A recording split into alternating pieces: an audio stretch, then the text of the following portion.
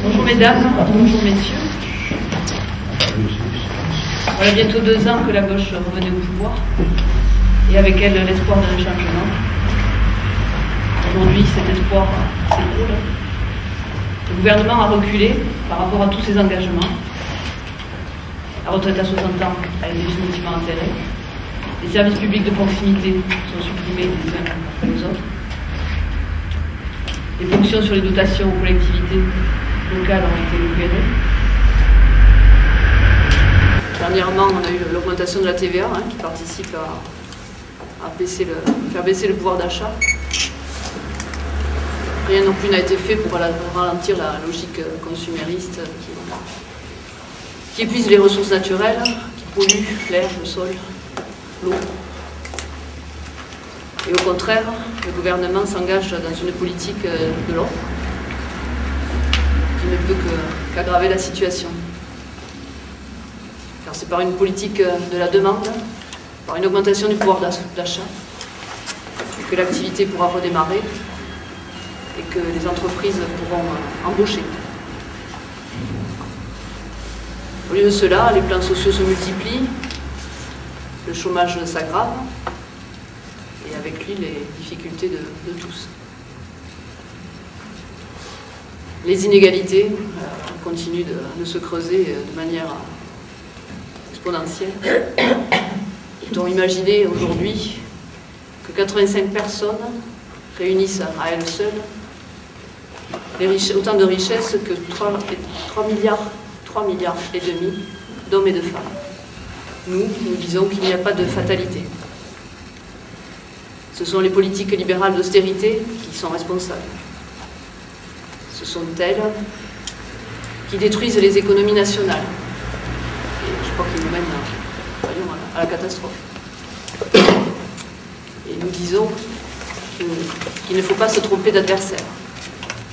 C'est contre ce système économique et financier qu'il faut lutter. Ce système qui, au lieu d'être au service des hommes, asservit les hommes. C'est pourquoi les citoyens ne peuvent plus donner leur voix à ceux qui ont mené, à ceux qui mènent et ceux qui soutiennent cette politique libérale. Il est important pour nous de poursuivre la lutte et pour ça, il est important d'avoir des élus. C'est pour cela que nous, hommes et femmes de gauche, dans cette ville, nous présentons une liste aux prochaines élections municipales. Pas des élus locaux qui soient la courroie de transmission de la politique du gouvernement. Pour cela, il faut redonner le pouvoir aux citoyens. Pour nous, ce qui tient l'économie aujourd'hui en Couserans, c'est les emplois publics, c'est les services publics. C'est l'hôpital de Saint-Giron, c'est les lycées, c'est l'éducation nationale en général avec les écoles, c'était la SNCF, puisque certains ont laissé fermer le lien qui nous unissait avec le reste du territoire. C'est tous ces services publics qui constituent aujourd'hui la base de l'économie. Et contrairement à d'autres élus, qu'ils soient de la dernière municipalité ou celle d'avant, nous serons des défenseurs infatigables de tous les emplois publics à Saint-Giron et en Couserans. Donc sur l'emploi, c'est un point fondamental pour nous, les services publics.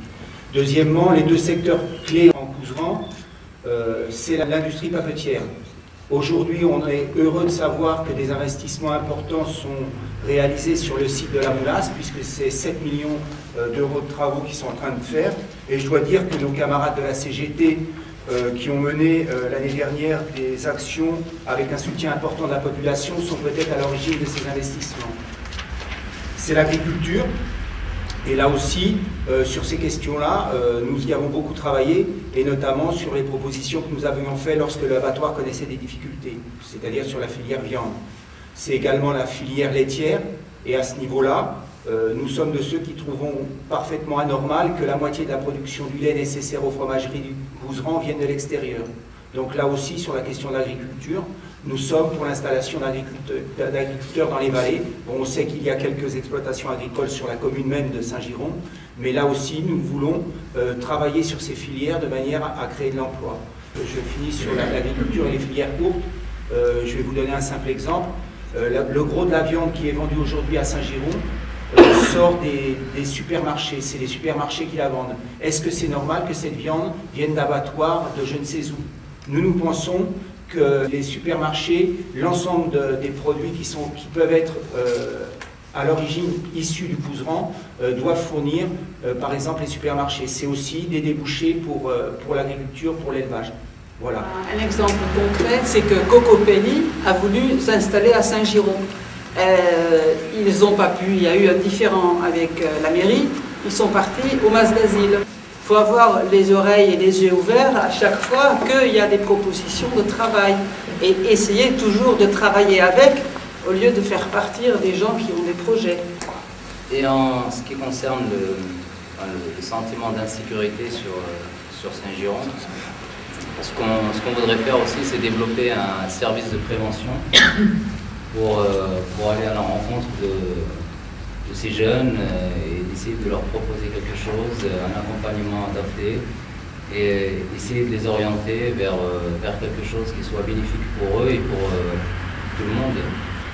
Et également par rapport aux gens précarisés, c'est-à-dire essayer de développer un hébergement de nuit. Actuellement sur Saint-Giron, il y a un accueil de jour pour tous ces gens.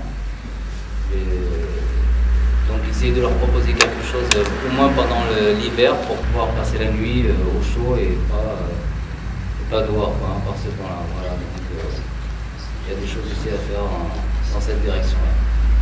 Vous allez lire également on va élire pour les élections du 23 et 30 mars des conseillers communautaires. Donc, est-ce que vous avez des velléités particulières au niveau de la communauté de communes? Comment vous envisagez ça? Nous voulons une véritable coopération intercommunale, pas une intercommunalité forcée. Par exemple, c'est la luge de Guzet. La luge de Guzet, c'est 1,5 million d'euros investis sur Guzet, d'argent public, dont 12,5% du plan de revitalisation suite à la fermeture de l'EDA. Cette luge, c'est un tas de ferraille qui est en train de rouiller, l'entreprise a fait faillite, ça fait 4 ans qu'on doit l'inaugurer, c'est 1 million d'argent public mis à la poubelle. Donc moi, de l'intercommunalité comme ça ne m'intéresse pas. Je veux que ce soit des projets que tout le monde veuille collectivement et qu'on réalise ensuite. Non, j'avais une question pour M. Soulin, Madame Antras. Il y a donc 2 listes à gauche qui sont annoncées. Ah bon? À Saint-Giron. Il y a une autre liste à gauche? Bon, allez. Ce que nous voulons, c'est une ville démocratique, écologique, solidaire et dynamique. Alors ça passe par une association, bien sûr, de tous les citoyens aux décisions municipales. Ça passe par un aménagement, un désenclavement de la ville qui facilite la vie de tous.